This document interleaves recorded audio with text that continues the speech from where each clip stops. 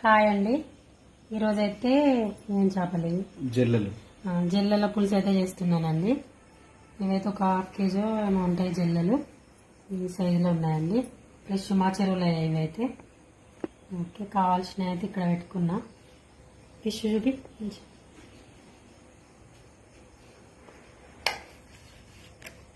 జీలకర్ర, మెంతులు, ధనియాలు, ఉల్లిపాయ పెద్ద సైజే కట్ చేసుకున్నానండి ముక్కలు.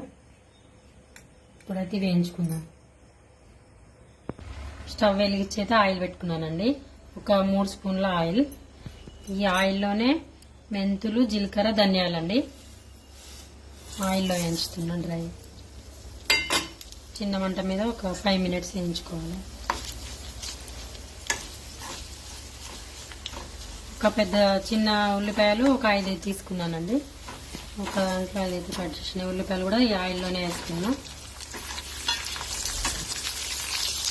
వేయించుకోవాలండి. చిన్న మంట మీద ఒక 5 మినిట్స్ వేయించుకోవాలి. ఉల్లిపాయ, మెంతులు, జీలకర్ర, ధనియాలు.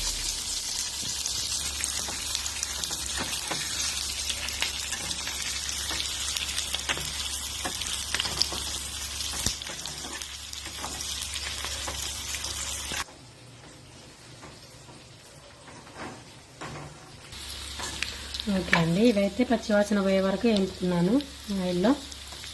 అయితే స్టవ్ ఆఫ్ చేస్తున్నానండి. చల్లారినాక మిక్సీ పట్టుకున్నాం. అయితే మిక్సీ పట్టుకున్నామండి. ఉల్లిపాయ, ధనియాలు, మెంతులు, జీలకర్ర. ఈ మిక్సీ పట్టుకునే దాంట్లోనే, మిక్సీ జార్లోనే మన కర్రీకి అయితే ఎంత కారం అయితే సరిపోతుందో అంత కారం అయితే దీంట్లోనే వేసుకోవాలండి. నేనైతే 3 స్పూన్లు వేసుకున్నాను. మాకు ఒక సిస్టర్ కారపు పంపిస్తా అన్నది, కారం పంపిస్తలేదు. సిస్టర్ ఎప్పుడు పంపిస్తారు? ఒక 2 టేబుల్ స్పూన్ల ఉప్పు, మన రుచికి సరిపడా. ఫిష్ కాబట్టి అల్లం వెల్లుల్లి పేస్ట్ కూడా ఎక్కువనే పడుతుంది. 1 స్పూన్ వేసుకున్నాను నేనైతే. ఇప్పుడు ఇవన్నీ మిక్సీ పట్టుకొని వస్తా.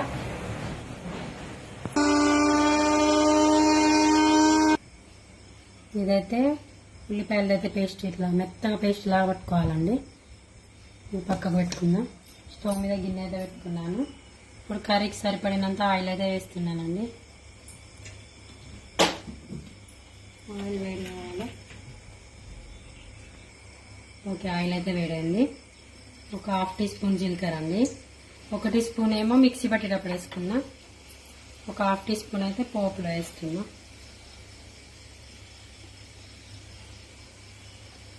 కొంచెం జీలకర్ర వేగిన తర్వాత పసుపు వేసుకోవాలి. 1 టీ స్పూన్ పసుపు.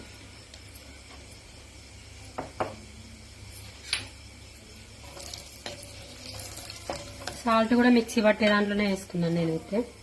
ఇప్పుడు స్లోగా ఫిష్ వేసుకోవాలి ఈ ఆయిల్.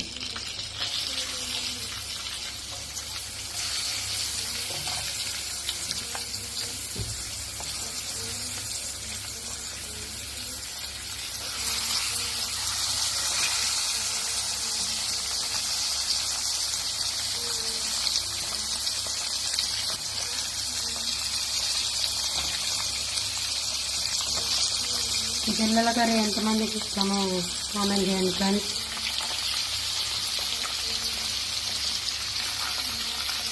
నాకైతే చేపలలో ఏ చేప ఇష్టం? ఒక చిన్న కొడిపేలు అది ఇష్టం బాగా. ఇదైతే జాగ్రత్తగా కలుపుకోవాలి. ఒక 5 మినిట్స్ పసుపు ఆయిల్లో వేయించుకోవాలండి.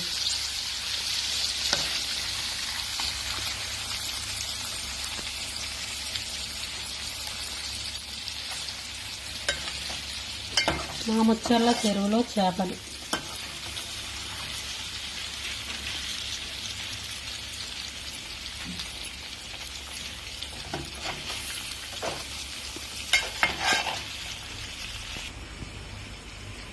చిన్న మంట మీద స్లోగా కలుపుకోవాలండి. అయితే ఫిష్ మొత్తం ఇట్లా చేపలు ఇచ్చుకోపోతాయి అంటారు కదా, ఇట్లయితే చిన్న మంట మీద పెట్టి నెమ్మదిగా కలుపుకోండి. ఒక 5 మినిట్స్ అయితే మూత పెట్టుకుందాం. చిన్న మంట మీద మూత పెట్టుకొని ఉంచాలండి. ఒకసారి చూసుకుందామండి చేపలు ఎలా ఉన్నాయో. ఓకే, ఆయిల్ అయితే బాగా వేగినాయి. మనం ఇందాక మిక్సీ పట్టుకున్న మిశ్రమం ఉంది కదా, ఈ చేపలలో వేసుకోవాలి. ఈ పేస్ట్ అయితే మంచి వాసన వస్తుంది. ధనియాలు, మెంతులు, జీలకర్ర, ఉల్లిపాయ.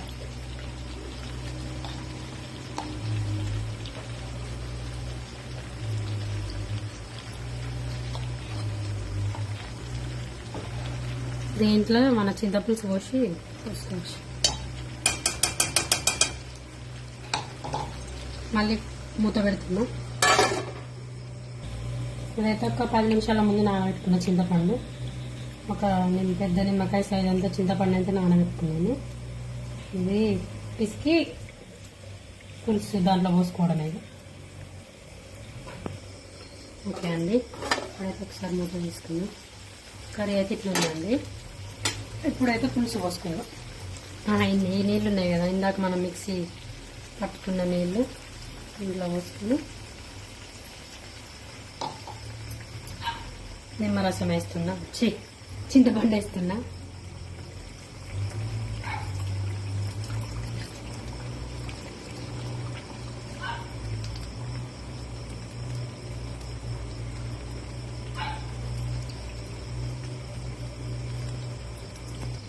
పులుసు అయితే మరుగుతుంది. మరుగుతున్నప్పుడు ఒక హాఫ్ కట్ట కొత్తిమీర, ఒక 3 పచ్చిమిర్చి కట్ చేయలేవు, ఇవైతే ఇట్లా వేస్తుంది.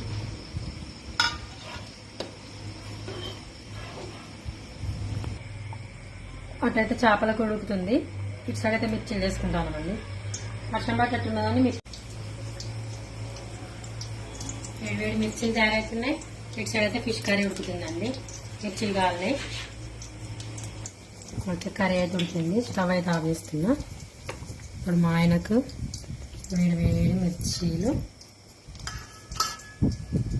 ఇవి ఇంట్లో మిర్చి అండి, మనం కర్రీలో వేసుకునేది. లడ్డు లావుగా లేవేమో అనుకుంటాను నేను.